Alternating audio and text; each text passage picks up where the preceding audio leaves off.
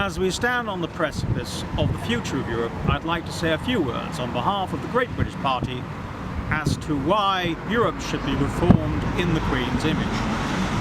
Naturally, we should be grateful to our European cousins for providing us with their feminine fashions, overpriced bubbly, and spaghetti bolognese. But now that we've got the recipe, it's time for us to re-evaluate our relationship.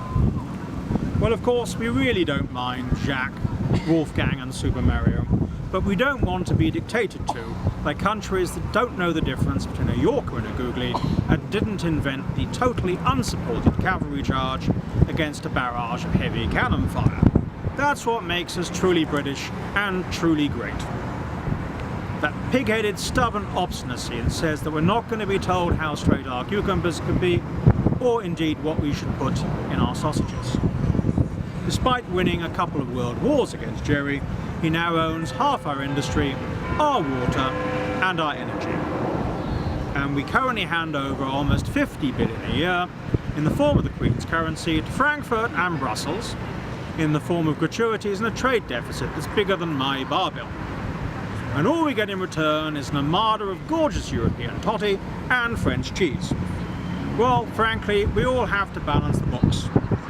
And the last time I spent $1 billion was when I pinched Gorgeous George's checkbook after his Mansion House speech and wrote out a cheque to a rather sultry European waitress which contained a few too many zeros for her under-the-table services.